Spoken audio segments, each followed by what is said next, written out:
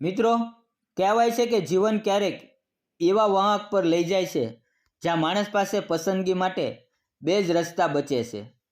કાં તો સંજોગો સામે ઘૂંટણા ટેકી ગયો ને કાં તો પૂરી તાકાતથી લડીને ઊભા રહો. પરંતુ જ્યારે ચારો બાજુથી ટોણા, ખરાબ નજર અને ખોટા ઈરાદાઓ ઘેરી લે ત્યારે પોતાને બચાવી રાખવું પણ એક યુદ્ધ બની જાય છે. આ એક એવી સ્ત્રીની વાત છે જે ઈચ્છતી તો પોતાના સુંદરતા અને યૌવનના દમ પર એક દિવસમાં હજારો રૂપિયા કમાઈ શકત. કારણ કે તે જેટલી સુંદર હતી એટલી જ જવાન પણ હતી અને ઉપરથી તેને રોકનાર કોઈ નહોતું. કારણ કે તે વિધવા હતી. પરંતુ તેના દિલમાં એક જ ઈચ્છા હતી, મહેનત અને ઇજ્જતની રોટી કમાવી. ભલે તેના માટે ગમે તેટલી મુશ્કેલીઓ સહન કરવી પડે. મિત્રો, તેનું નામ હતું સીમા. ગુજરાતના એક નાના જિલ્લાની રહેવાસી, જ્યાં લોકો એકબીજાને ઓળખતા તો હતા, પરંતુ જરૂરિયાતના સમયે પોતાનું અસલી રૂપ બતાવવામાં મોડું નહોતા કરતા. સીમાના પતિ રાજેશ ટ્રક ડ્રાઈવર હતા. જીવન જેમ તેમ ચાલી રહ્યું હતું. એક માર્ગ અકસ્માતે બધું ખતમ કરી નાખ્યું. રાજેશના મૃત્યુએ સીમાને એકદમ નિસહાય બનાવી દીધી. સીમા પોતાના માયકે ગઈ. આશા હતી કે ત્યાં તેને સહારો મળશે, પરંતુ માતા પિતા તો પહેલેથી જ આ દુનિયા છોડી ગયા હતા અને ભાઈ બહેનોની દુનિયા હવે ફક્ત પોતાની જવાબદારીઓ સુધી સીમિત હતી. ત્યાં તેને એવું સન્માન ન મળ્યું જે એક દીકરીને મળવું જોઈએ. થોડા દિવસો બાદ તે પોતાની મોટી બહેન પાસે ગઈ, પરંતુ ત્યાં તેનું જીવન મુશ્કેલ બની ગયું. બહેનના પતિની નજર બદલાઈ ગઈ હતી અને તેની ચૂપકીમાં છુપાયેલો ઈરાદો સીમાને બેચેન કરવા લાગ્યો. મજબૂર થઈને તે ત્યાંથી પણ નીકળી આવી. આખરે સીમા પાછી પોતાના સાસરે પરત ફરી, પરંતુ ત્યાં તેના પતિના 3 મોટા ભાઈઓ અને વૃદ્ધ સસરાએ સ્પષ્ટ કહી દીધું, અહીંયા તારો કોઈ હક નથી. માયકે જા કે જ્યાં ઈચ્છે ત્યાં જા, પરંતુ આ ઘરમાં તારા માટે કોઈ જગ્યા નથી. સીમા પાસે હવે તો ન ઘર હતું, ન કમાવાનું કોઈ સાધન. ગામના કેટલાક સારા લોકોએ પંચાયત બોલાવી અને તેને સાસરે રહેવા માટે એક નાનકડો ઓરડો અપાવી દીધો. પરંતુ પેટ તો ઓરડામાં બેસીને નથી ભરાતું અને બહાર જઈને મજૂરી કરવાનો તેની પાસે કોઈ અનુભવ નહોતો. પરંતુ ભૂખ માણસને બધું કરાવી દે છે. એક દિવસ તેને પોતાના પતિની જૂની વાતો યાદ આવી. સીમા એક દિવસ ઢાબો ખોલી લઈએ. ડ્રાઈવરની મન ભરાઈ ગયું છે. એ સપનું રાજેશ જોઈ ન શક્યો, પરંતુ સીમાએ નક્કી કરી લીધું કે હવે એ જ સપનું પૂરું કરશે. તેણે ઘરમાં બચેલો થોડો લોટ, શાકભાજી અને વાસણો લીધા. થોડી પૂરી અને શાક બનાવ્યું. એક ચટાઈ અને 2-3 થાળીઓ લઈને ગામની બહારથી પસાર થતા હાઈવે પર જઈને બેસી ગઈ, જ્યાંથી રોજ ટ્રકો અને ગાડીઓ પસાર થતી હતી. પરંતુ ત્યાં બેસીને પણ તેનું દિલ જોરથી ધડકી રહ્યું હતું. કેવી રીતે કોઈને બોલાવવું, કેવી રીતે કહેવું કે તે ખાવાનું વેચે છે? ઘણી હિંમત એકઠી કરીને તેણે એક ટ્રકવાળાને હાથ આપ્યો. ટ્રક રોકાઈ. ડ્રાઈવર હસીને બોલ્યો, શું વાત છે મેડમ? સીમાએ કહ્યું, નાસ્તો કરશો? અને એ ડ્રાઈવર હસતા હસતા બોલ્યો, નાસ્તો શું, આખું ભોજન ખાઈ. ચાલો ગાડીમાં બેસો. કેટલા લેશો? સીમાના હાથમાંથી થાળી લગભગ પડતા પડતા બચી. તેની આંખોમાં આંસુ આવી ગયા. ગળું સુકાઈ ગયું. તે બોલી, હું પૂરી શાક વેચું છું. 20 રૂપિયાની થાળી છે. પરંતુ ડ્રાઈવર વાતો કરતો ગાડી ભગાવીને નીકળી ગયો. સીમાના હાથમાં પડેલી પૂરી શાકની થાળી હવે ધ્રુજવા લાગી. તેણે થાળી એક બાજુ મૂકી દીધી અને ઝાડ નીચે બેસીને ધ્રુજકે ને ધ્રુજકે રડવા લાગી. શું આ જ દુનિયા છે જ્યાં ઇજ્જતથી કમાવું એ પણ ગુનો બની જાય.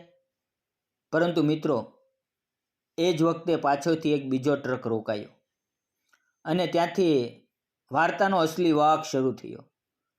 ટ્રક રોકાતા જ એમાંથી એક ઊંચો માણસ નીચે ઉતર્યો. ચહેરા પર થાકતો હતો, પરંતુ આંખોમાં એક અજીબ સચ્ચાઈ અને અપનાપણું. તેની પાછળ એક કંડક્ટર છોકરો પણ ઉતરીને આવ્યો. એ માણસ ધીમે ધીમે સીમા પાસે આવ્યો અને બોલ્યો, ખોટું ન લગાડો તો એક વાત પૂછું. તમારી આંખો શા માટે લાલ છે? અને આ ખાવાનું આમ કેમ પડ્યું છે? શું થયું? સીમાએ પહેલાં તો કંઈ ન કહ્યું, માથું નમાવી લીધું. પરંતુ જ્યારે તેણે ફરી નરમાઈથી પૂછ્યું તો તેનો ગળું ભરાઈ આવ્યું. કંઈ નથી, બસ કોઈને ખાવાનું વેચવાની કોશિશ કરી હતી. એ માણસનું નામ હતું વિજય. વ્યવસાયે ટ્રક ડ્રાઈવર, અને દિલથી એ એવા જૂના જમાનાના લોકોમાંથી હતો જેમના માટે ઇજ્જત અને માનવતા હજી પણ મૂલ્ય ધરાવતી હતી. તેણે બીજું કંઈ પૂછ્યા વિના કહ્યું, કેટલાનું આપો છો? સીમાએ ધીમે ધીમે જવાબ આપ્યો, 20 રૂપિયાની થાળી. વિજય હસતા હસતા કહ્યું, તો 2 થાળી લગાવો, મને અને મારા સાથીને, અને જે બચે એ પણ પેક કરી દો. સીમાએ ધ્રુજતા હાથે ખાવાનું પીરસ્યું, પરંતુ દિલમાં ડર હતો કે ક્યાંક આ પણ એ જ વાતો ન કરે. પરંતુ વિજય અને તેનો સાથી ચૂપચાપ ખાવાનું ખાતા રહ્યા, કોઈ ખરાબ ઇશારા વિના. અને જતાં જતાં વિજય 100 રૂપિયા આપી દીધા. એ દિવસે સીમાને લાગ્યું જાણે કોઈએ તેની તૂટેલી હિંમતને ફરી જગાડી દીધી હોય. બીજે દિવસે તેણે ફરી ખાવાનું બનાવ્યું, પરંતુ આ વખતે પણ કોઈએ રોકવાની હિંમત ન થઈ. 2 કલાક બાદ દૂરથી એક જ ટ્રક આવતો દેખાયો.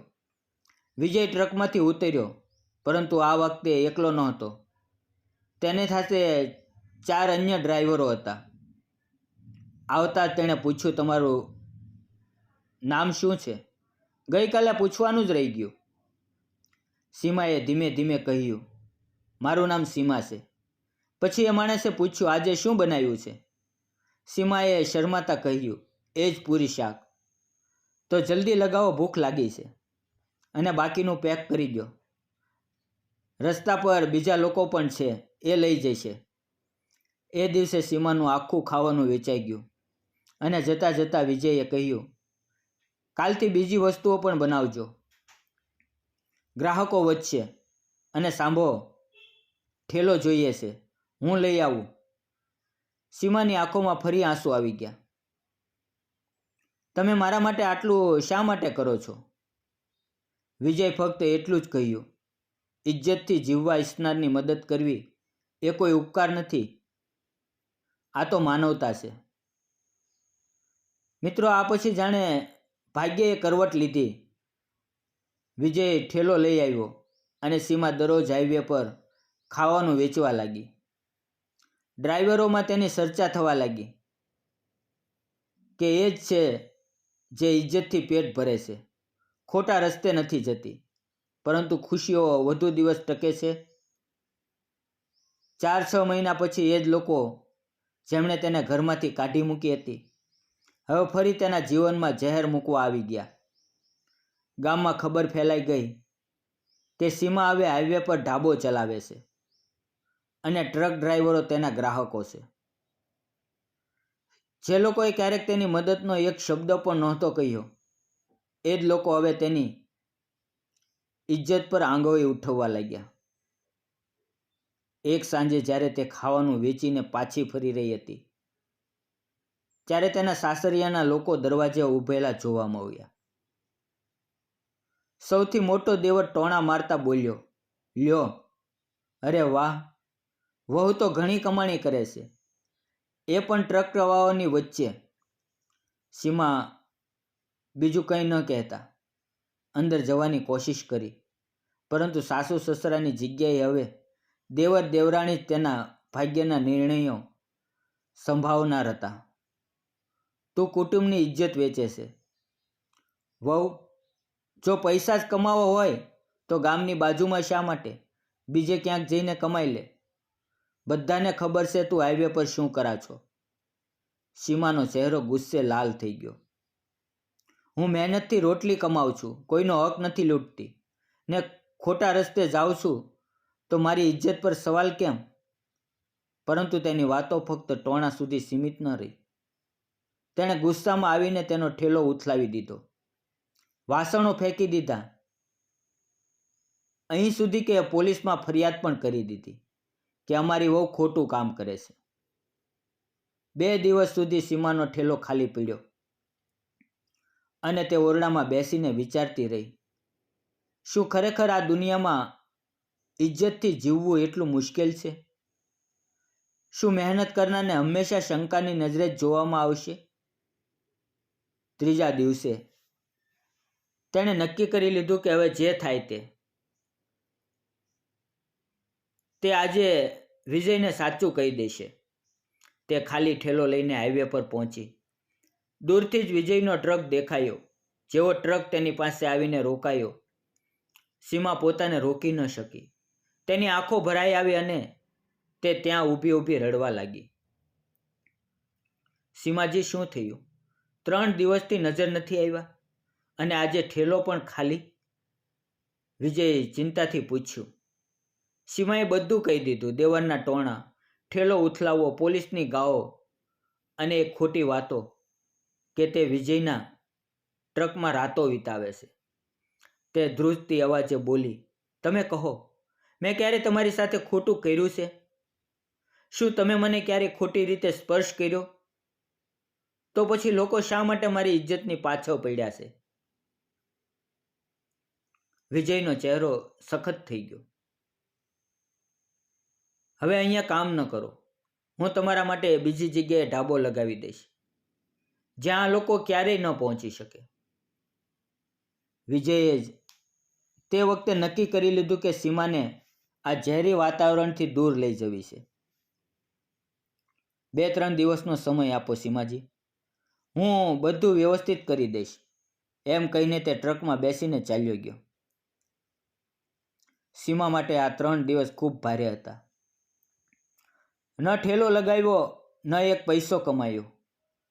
બસ ઓરડામાં બેસીને વિચારતી રહી કે ક્યાંક આ પણ ફક્ત કહેવા માટે તો નથી બોલ્યો. પરંતુ દિલના કોઈ ખૂણામાં તેને યકીન હતો કે વિજય અલગ છે, તે દગો નહીં આપે. 3જા દિવસે સાંજે હાઈવે પર વિજયનો ટ્રક ફરી આવીને રોકાયો. તે ઉતર્યો અને બોલ્યો, ચાલો, હવેથી તમારો ઠેલો અહીંયા નહીં લાગે. સીમા હેરાન થઈ, તો પછી ક્યાં? સુરતના હાઈવેની બાજુમાં એક બંધ પડેલો ઢાબો છે. માલિક સાથે વાત થઈ ગઈ છે, હવે એ તમારો છે, બસ તમે ચલાવીને જુઓ, વિજયે હસતા હસતા કહ્યું. સીમાની આંખો ભરાઈ આવી. હું કેવી રીતે આભાર માનું એ સમજાતું નથી. જો તમે ન હોત તો કદાચ. વિજયે વાત કાપી નાખી. આભારનો સમય ત્યારે આવશે જ્યારે તમારો ઢાબો ચાલવા લાગશે. મિત્રો, બીજે જ દિવસે વિજય પોતાના મિત્રો સાથે સીમાનો ઠેલો, વાસણો, રાશન બધું ટ્રકમાં ભરીને સુરત લઈ ગયો. ઢાબો થોડો તૂટેલો ફૂટેલો હતો, પરંતુ વિજય અને તેના મિત્રોએ મોઈને સફાઈ કરી, મરમ્મત કરી અને 2 દિવસ બાદ ત્યાં ચૂલો સળગી ઉઠ્યો. શરૂઆતમાં ગ્રાહકો ઓછા હતા, પરંતુ વિજય પોતાના ટ્રક ડ્રાઈવર મિત્રોને ખબર કરી કે હવે ખાવાનું અહીંયા મળશે. એ જ બહેનજીનો ધીમે ધીમે ઢાબો ચાલવા લાગ્યો. કેટલાક છોકરાઓને પણ કામ પર રાખી લેવાયા. બસ એક ફરક હતો, આ જગ્યા વિજયના રૂટથી થોડી દૂર હતી, લગભગ 30-40 કિલોમીટર. એટલે તે દરરોજ નહોતો આવી શકતો. પહેલા 10-15 દિવસે, પછી મહિનામાં 1-2 વાર આવવા લાગ્યો. પરંતુ પછી એક દિવસ અચાનક વિજયે આવવાનું બંધ થઈ ગયું. ફોન પણ બંધ. હપ્તાઓ પછી મહિનાઓ વીતી ગયા. સીમા દરરોજ વિચારતી, ક્યાંક લગ્ન તો નથી કરી લીધા? કે ગામ પાછો ગયો કે કંઈક બીજું થયું. તે શોધવા પણ જઈ શકતી નહોતી, કારણ કે તેને વિજયનું ગામ પણ ખબર નહોતી. બસ એટલું જાણતી હતી કે તે ભાવનગરનો છે. 1 વર્ષ આમ જ વીતી ગયું અને પછી એક દિવસ ધાબા પર એક અજાણ્યો માણસ આવ્યો અને બોલ્યો, શું તમે વિજયને ઓળખો છો? સીમાના દિલની ધડકન ઝડપથી વધી ગઈ. હા. તે ક્યાં છે? એ માણસ ધીમા અવાજે બોલ્યો, તે જેલમાં છે. સીમાનું દિલ જાણે કોઈએ મુઠ્ઠીમાં ઝડપી લીધું હોય. તેણે ધ્રુજતા અવાજે પૂછ્યું, જેલ? શા માટે? તેણે શું કર્યું? માણસે નજર નમાવી લીધી અને કહે છે કે તેણે પોતાના ગામના પડોશણ સાથે ખોટું કામ કર્યું અને તેણે જ કેસ કરાવી દીધો. સીમાની આંખોમાં ગુસ્સો અને દુઃખ એક સાથે ઉતરી આવ્યા. જુઠ્ઠું છે. આ શક્ય નથી. હું વિજયને ઓળખું છું. જેટલું કોઈ સ્ત્રી પુરુષને સમજી શકે એટલું હું સમજું છું. જે માણસે મને ક્યારેય ખોટી નજરે પણ નથી જોઈ, તે બીજા કોઈ સાથે ખોટું કરી જ ન શકે. માણસે કહ્યું. તે જેલમાંથી કહેવરાવતો હતો કે જો તમે થોડીક મદદ કરી શકો તો કરજો. તેની પાસે કોઈ નથી. સીમાએ એક પળ પણ ગુમાવ્યા વિના કહ્યું, મને તેની પાસે લઈ ચાલો, હમણાં જ. મિત્રો, તે તરત જ ભાવનગરની જેલ પહોંચી, જ્યાં વિજય જેલમાં હતો. મુલાકાતના સમયે જ્યારે વિજય તેને જોઈ, તેની આંખો ભરાઈ આવી. સીમા, મેં કંઈ નથી કર્યું, કસમથી. મને ફસાવવામાં આવ્યો છે, વિજય તૂટતા અવાજે કહ્યું. સીમાએ તેનો હાથ પકડીને કહ્યું, મને તારી કસમ, હું જાણું છું કે તું નિર્દોષ છે. તું ચિંતા ન કર. હું તને અહીંથી જ બહાર કઢાવીશ. તેણે ઢાબાની કમાણીમાંથી અને જ્યાં ત્યાંથી ઉછીના લઈને એક સારો વકીલ કર્યો. મહિનાઓની મહેનત અને સાક્ષીઓ પછી સચ્ચાઈ બહાર આવી. પડોશણે બદલો લેવા માટે ખોટો આરોપ લગાવ્યો હતો. વિજય નિર્દોષ છૂટી ગયો. જે દિવસે વિજય જેલમાંથી બહાર આવ્યો, સીમા દરવાજે ઊભી હતી. જેવો તેણે વિજયને જોયો, તે દોડીને તેને ગળે લાગી અને રડતા રડતા બોલી, મને ખબર હતી કે તું ખોટો ન હોઈ શકે. જે માણસે મને હંમેશા ઇજ્જત આપી, હું તેની સચ્ચાઈ પર શંકા કેવી રીતે કરી શકું? વિજયની આંખોમાં પણ આંસુ હતા. સીમા, હું પણ તને ચાહતો હતો, પરંતુ ક્યારેય કહેવાની હિંમત ન કરી શક્યો. ડર હતો કે ક્યાંક તું ખોટું ન સમજે. સીમા હસી પડી. કદાચ આપણે બંનેએ સમયને ઘણો પારખ્યો, પરંતુ આખરે ભાગ્યે જ આપણને એક સાથે લાવીને જ દીધા. આજે 2025માં સીમા અને વિજય પતિ પત્ની બનીને એક જ ઢાબો ચલાવે છે. ત્યાં આવનાર દરેક ડ્રાઈવર, દરેક મુસાફર તેમની વાર્તા સાંભળીને કહે છે, આ ફક્ત ઢાબો નથી, ઇજ્જત અને ભરોસાનું ઘર છે. મિત્રો, આ વાર્તામાંથી એ જ શીખ મળે છે, જો ઈરાદો સાચો હોય અને નિયત સાફ હોય, તો ભલે આખી દુનિયા તમારી વિરુદ્ધ થઈ જાય, એક દિવસ સચ્ચાઈ જરૂર જીતે છે અને ભરોસો પોતાનું ઘર શોધી જ લે છે. હવે હું તમને પૂછવા માંગુ છું, જો તમે સીમાની જગ્યાએ હોત અને દુનિયા તમારા વિશે ખોટી વાતો ફેલાવતી હોત, તો શું તમે પણ હાર માની લેત કે પછી સીમાની જેમ ડટીને ઊભા રહેત? કોમેન્ટમાં જરૂર જણાવજો. અને જો વાર્તા દિલને અડી ગઈ હોય તો વિડીયોને લાઈક કરજો, ચેનલને સબસ્ક્રાઈબ કરજો અને એક નાની એવી કોમેન્ટ તો કરવાનું ભૂલતા જ નહીં. ફરી મળશું આવતીકાલે એક નવી વાર્તાની અંદર. ત્યાં સુધી આવજો. વિડીયો પૂરો જોવા બદલ આપ સૌ મિત્રોનો દિલથી ખૂબ ખૂબ ધન્યવાદ મિત્રો.